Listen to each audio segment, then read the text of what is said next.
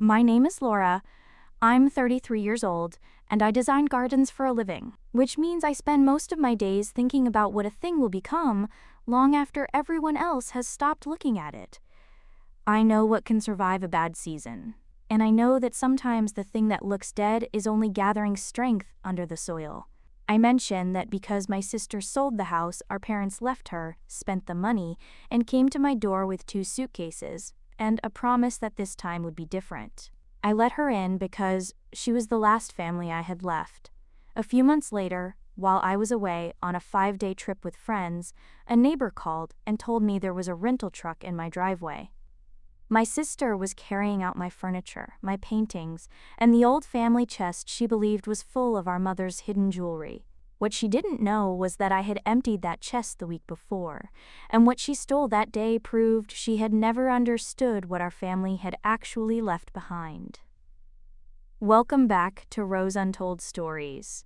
Here we share emotional stories about family secrets, broken trust, quiet courage, and people who finally learn to protect themselves.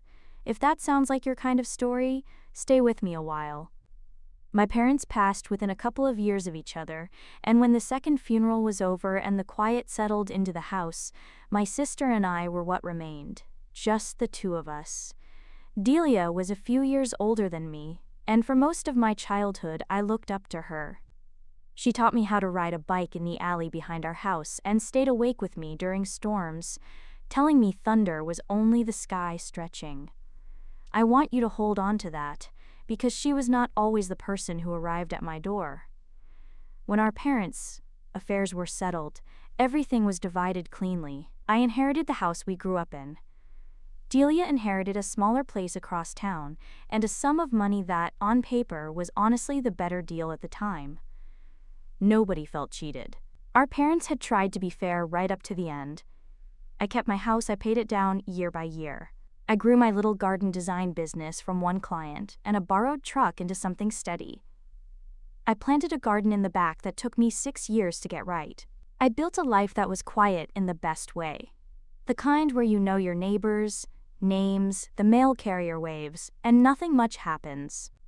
After a couple of hard years, nothing much happening can feel like luxury.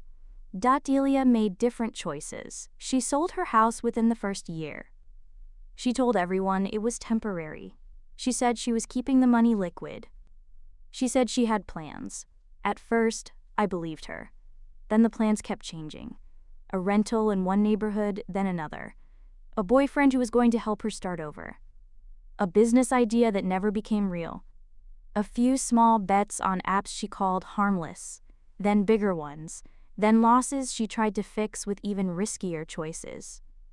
Every few months, the same sentence came back. She was pulling herself together. This was the last time. She had finally figured it out. I helped here and there, the way you do when you still think love and rescue are the same thing. A little money once. A bill paid directly because I didn't trust handing her cash. One thing I co-signed that I should never have co-signed. And that took me almost 2 years to untangle. I told myself she was grieving too. I told myself people handled loss differently. I told myself she would land eventually. The money ran out completely on a Tuesday in the fall. I remember it was a Tuesday because I had a client meeting that morning, and my phone kept buzzing through it. When I finally stepped outside to answer, Delia was crying so hard I could barely understand her. She had been asked to leave her rental. She had nowhere to go. She said she just needed a few months. Just until she got back on her feet. And then she said the thing I knew. Even as she said it, I was going to answer. You're the only family I have left. I stood in a parking lot with my phone against my ear, watching a client walk to her car and pretend not to hear me, and some quiet part of me knew this was a risk. I had watched Delia burn through a whole inheritance. I knew she did not stop at the edges of what people offered her. I said yes anyway, because she was my sister. Because our parents were gone. Because closing the door on the only person who remembered the same kitchen, the same birthdays, and our mother humming over Sunday dinner felt like something I could not carry. I have spent a long time since making peace with that choice. She moved in that weekend with 2 suitcases and a lot of gratitude, and for about 3 weeks it was almost nice. She cooked our mother's Sunday dinner and got the smell exactly right. She sat on the back step while I worked in the garden. One night we stayed up too late looking through old photographs, and she told me a story about our father I had never heard. For a little while I let myself believe I had done the right thing. That is the part that still catches me. I don't think she was pretending during those first weeks. I think she meant it, she just couldn't hold it. The way she could never hold money, or work, or peace, or the second chance someone gave her. It slipped through her fingers like everything else had. Then things started to shift. Small things first. She stopped asking before she used my things.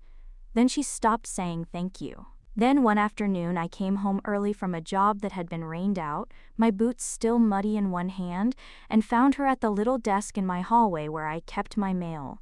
One of my bank statements was open in front of her, smoothed flat like she had been sitting with it for a while. She didn't jump, that was the part that unsettled me most. A person who is doing nothing wrong usually reacts when you surprise them. Delia only looked up, calm as anything, and said she was helping me stay organized. I stood there in my socks with mud drying on my hands and did the thing I always did. Nothing loud. I thanked her. I took the mail, I told her I had a system, and I liked to keep it. But something in me had gone cold and alert, the way it does in a garden, when you notice a plant is sick a week, before you can explain how you know. Over the next few weeks, the small things stopped being small. She asked about her mother's jewelry. Where it was. Whether it was worth anything. Whether I had ever had it appraised. She started photographing things around the house on her phone. Furniture. Paintings. The old brass lamp in the front room. When I asked, she said she was only curious what old things went for these days. One night, I came downstairs for water around 2 a.m. and heard her talking softly behind the guest room door. I couldn't make out every word, but I heard enough. She doesn't need all of this. Then the floor creaked under me and her voice stopped. The next afternoon, my neighbor Mr. Harlow mentioned something gently while I was bringing in the trash cans. He said Delia had called my house the family house near the mailboxes. Then, with a little laugh, she had told him I was only the one whose name happened to end up on it. I smiled because I didn't know what else to do. That was the moment I understood this was not going to be a story about helping my sister get back on her feet. Somewhere in Delia's mind, she had already turned my home into unfinished business. She had not come to recover. She had come to collect. And the one thing in that house she had already started circling was the last thing she should ever have put her hands on. I did not confront her. I know how that sounds. From the outside, it might look like weakness. It wasn't. Delia had spent her whole life pulling people into scenes, shouting matches with our parents, tearful apologies at midnight, dramatic exits followed by soft returns. She knew that choreography by heart. If I confronted her, she would have a scene ready before I finished my sentence. By the end of it, somehow, I would be apologizing for the tone I used while asking why she had opened my mail. I had watched that exact thing happen at our kitchen table for 18 years. So I did the quiet thing instead. I called a lawyer. Her name was Marian Ellis, and she had the calm voice of a person who had seen enough panic to stop being impressed by it. A friend had used her years earlier for a property issue, and I made an appointment for a Thursday afternoon. I brought a folder of the estate paperwork. I brought the documents from my parents' probate. I brought the few messages Delia had sent over the years about her own inheritance, including one where she had written that selling her house was my choice, my money, my clean start. Then I sat across from a stranger and said, out loud, that I thought my sister was trying to take my house. My face went hot when I said it. It felt disloyal, dramatic, almost ugly. Marian did not make me feel foolish. She read quietly for a long time, then set the papers down and told me the sentence I had needed without knowing I needed it. The house is yours, cleanly. There was no shared ownership, no vague family language, no soft corner Delia could pry open. Our parents had left everything separately and clearly. Delia had received her inheritance. I had received mine. What she had done with hers did not create a claim against mine. I don't remember every legal detail. Real legal details are slow and dull was exactly what I needed them to be.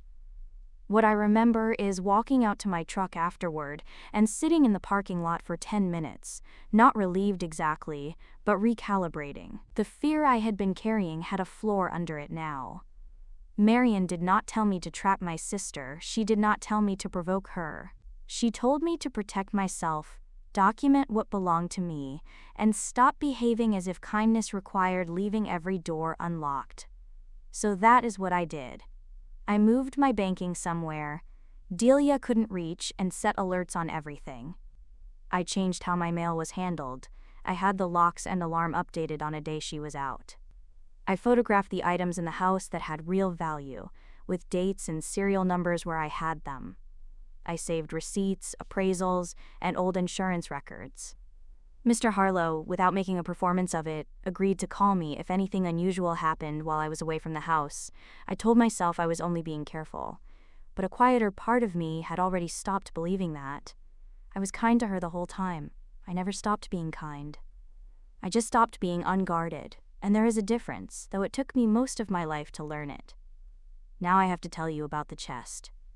In the old linen closet off the back hallway, there was a wooden chest that had been in our family longer than either of us had been alive.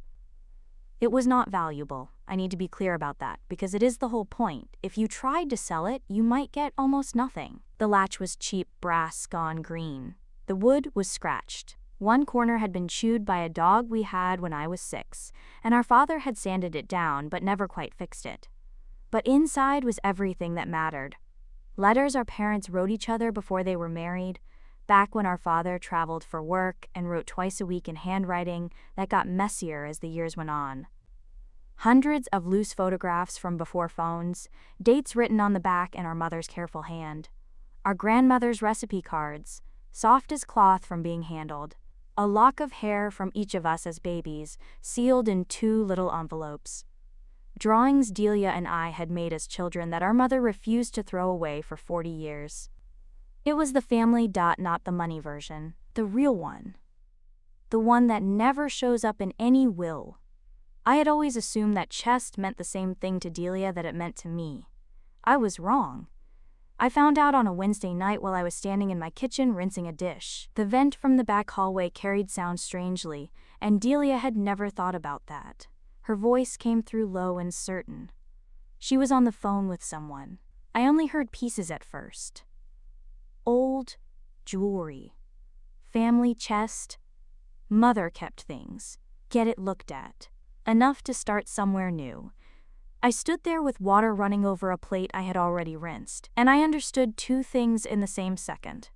The first was that Delia had looked at the single most precious thing in my house and seen a price tag. The second was that she had already decided it was hers to carry out the door. There was no jewelry in that chest. There was nothing in it anyone could sell, but I knew that telling her so would only send her searching for the next thing. The following afternoon, when Delia went out, I opened the linen closet and took the chest down. My hands shook so badly I had to stop twice. I carried it into my bedroom, locked the door, and opened the green brass latch. Then I removed everything. The letters, the photographs, the recipe cards, the 2 little envelopes, the drawings. Every scrap of our family that could still be touched. I moved them somewhere she would never think to look. Then I put a few worthless odds and ends back inside so the weight would feel close enough if she lifted it. A chipped candle holder. An old curtain ring. A cracked picture frame with no glass. Things nobody would mourn. I closed the latch and returned the chest to the linen closet exactly where it had always been. I wish I could tell you that felt clever. It didn't. When I was done, I sat on the hallway floor with 40 years of my family stacked beside me and cried quietly until there was nothing left to cry, not because I had lost a chest, not because I had lost money, but because I had finally stopped arguing with myself about who my sister had become. A week later, I had a trip planned with 3 friends, 5 days in a small town by the water, the kind of trip we had taken once a year for a long time. Nothing fancy. Coffee in the mornings, long walks, dinner in places with paper menus and too many candles on the tables. I almost canceled. When I mentioned that to Marian, she told me I did not have to stop living my life because I was afraid of what my sister might do. She said I had protected what mattered, documented what belonged to me, and if anything happened, I knew who to call. That was all. No trap, no performance. Just the ordinary truth that I did not need to sit in my own house like a guard dog to prove I had a right to it. So I went. I told Delia I would be gone 5 days. I did not mention the lawyer, the photographs, the mail, the banking alerts, or the emptied chest. I packed a bag. I hugged my sister in the doorway, and some part of me hated how easily my arms still went around her. She made her move on the second day. Mr. Harlow called me just after lunch. His voice was careful, the way people sound when they are trying not to overstep and know they have to anyway. "Laura," he said, "there's a small rental truck backed into your driveway." I sat down on the edge of the bed in the little inn where I was staying. He told me Delia was carrying things out. 2 paintings from the front room, boxes, a side table, the brass lamp, some of the smaller furniture. I closed my eyes. He asked if he should go outside and stop her. I told him no. I asked him to write down the truck company and the plate if he could see it safely. Then I told him to go back inside and lock his own door. Because Delia driving away with a truck full of my things was, strange as it is to say, the clearest moment I had experienced in months. As long as she was under my roof saying she was getting back on her feet, I was trapped inside a story where I might still be the bad sister for doubting her. The second that truck pulled out of my driveway, the story was finished. And she was the one who had written the ending. A year earlier, I would have driven home at 90 miles an hour. I would have called her 15 times. I would have begged, shouted, cried, and given her a way to turn the whole thing into a family misunderstanding. Instead, I sat on the edge of a hotel bed with the phone in my hand and felt a quiet I had not felt in a long time. The waiting was over. I finally knew exactly who she was, with nothing left to explain away. I called Marian, I called the police, and reported what had been taken. Before Marian called me back, my phone buzzed. It was an email from Delia. The subject line said, "You can stop pretending now." Inside, she had written only 4 lines. I took what Mom would have wanted shared. "You were never the only daughter. You can keep the house." I took the family. Then I did the hardest thing on that list. I stayed. I walked by the water with my friends. I answered questions honestly enough, without handing them the whole wound. I let the paperwork I had quietly put in place do its slow work, without me standing over it. Because here is what Delia never understood. She thought she was robbing the sister who would react the way our parents always did. With noise. With tears. With a door that would swing open again in a month because, in our family, the door always swung open again. She had built her plan on a version of me from 20 years ago. She had no idea she had just stolen a chest I had already emptied first. The rest happened faster than Delia had planned for, and with far less drama than she had built her life around. I came home to a house that looked wrong in specific ways. Empty spaces where furniture had been, pale rectangles on the walls where paintings had hung. The linen closet door left slightly open, as if the house itself had been interrupted mid-sentence. I walked room by room with my phone and photographed everything. Every missing lamp, every empty bracket, every square of dust where something had been lifted. Then I sat at the hallway desk where I had once found Delia with my bank statement and sent everything to Marian. The evidence was not dramatic, but it was solid. The dated photographs I had taken before the trip, the estate paperwork, the receipts, Mr. Harlow's written note with the truck company and plate number, another neighbor's doorbell camera that caught the truck pulling away, the rental company record that led to the town where Delia had gone, a message she sent me that night after she realized I had reported it saying, "I only took what Mom would have wanted shared." That message did more work than she knew, because she had not written it like a thief. She had written it like someone collecting what she believed she was owed. People think legal consequences arrive like thunder. In my experience, they arrive like paperwork.forms.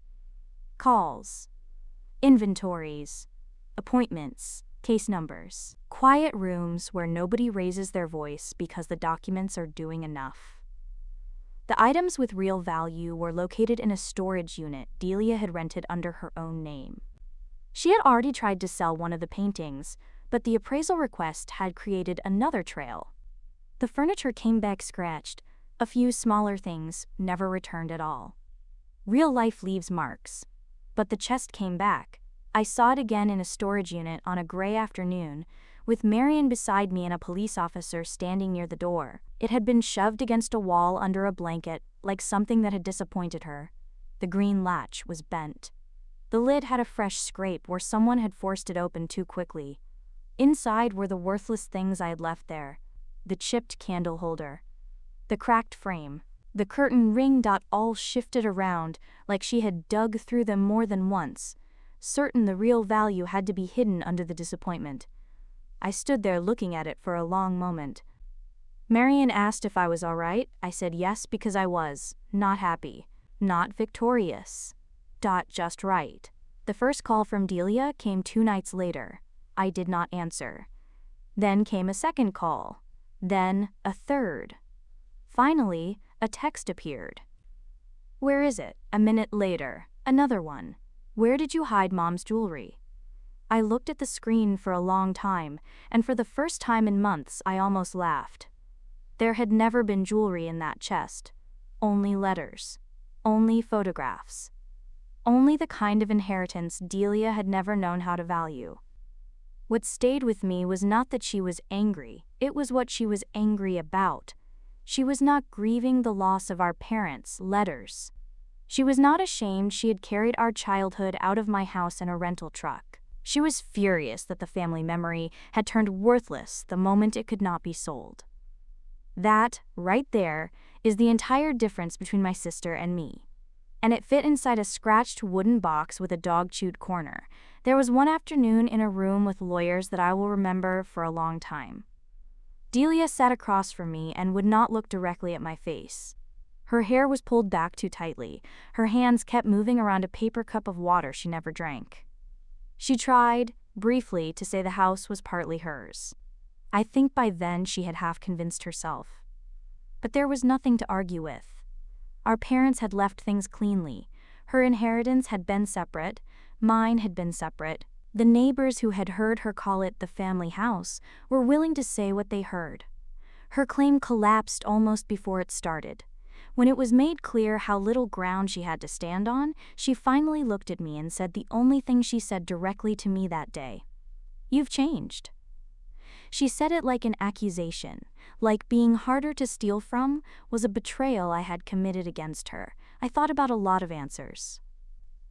I thought about saying that she had changed first. I thought about saying that I had not changed enough soon enough. I thought about asking when exactly she had decided my life was something she could divide after destroying her own. In the end, I gave her none of it. I let the sentence sit there. Because she was right. And being right about it was the reason I still had a house to go home to. The settlement was not cinematic. She had to return what could be returned and repay what could not.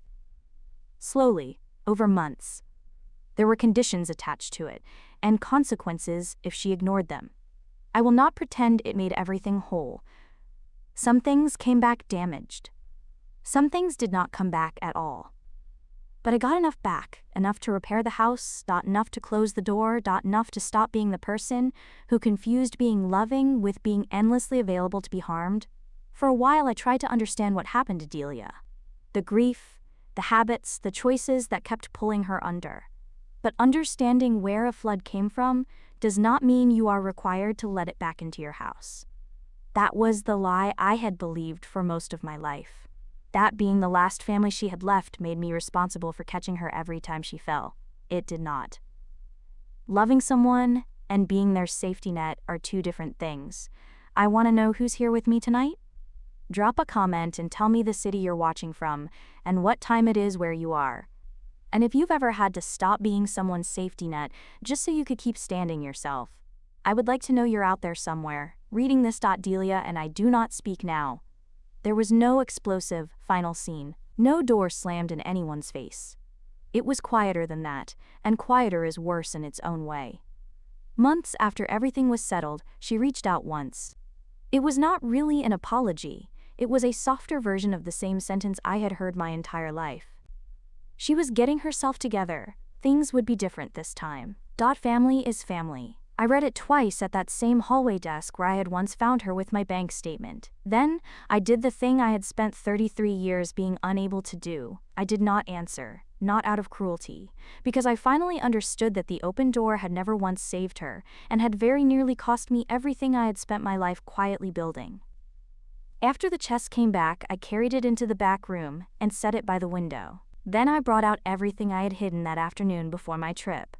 The letters, the photographs, the recipe cards, the 2 little envelopes, the drawings.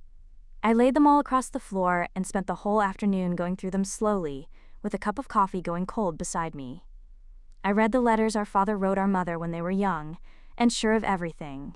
I found our grandmother's recipe card for the Sunday dinner Delia had made during those first weeks, and I sat with that one for a while. Then I found the photograph of the 2 of us in the alley with the bike. Delia was steadying the seat. I was mid-wobble. We were both laughing at something outside the frame. I did not throw it away. I am not going to. It happened. It was real. It belongs in that chest with everything else that was real. My sister, becoming who she became, does not get to reach backward and steal the parts of our life that were good. That is something I believe now. People can take enough from you in the present. Do not let them take the past too. I put everything back where it belonged. I closed the green latch. Then I turned the room Delia had slept in into my office. That is where I work now. It is where I draw the gardens I design. The slow-growing things that do not look like much for years. And then, one season, quietly become exactly what I pictured all along. The chest sits in the corner by the window where the morning light reaches it. Most days, I do not open it. I just like knowing it is there. Not because it is valuable, because it is mine to guard. And if this story made you think of someone whose memory you still protect, tell me about them too. I think the people who understand this story are the ones who had to learn that difference the hard way. The spring after Delia left, I planted something new in the back garden. A tree that will not come into its own for another 10 years, maybe more. I may never get to stand back and see it finished the way I imagine it. But I planted it anyway. I staked it, I put a low fence around the base. That is the whole job, when you get down to it. You put the thing in the ground, you protect it while it is young. And you do not let anyone dig it up just because they have nothing of their own left to plant. Wherever this reached you tonight, thank you for staying with me to the end of it.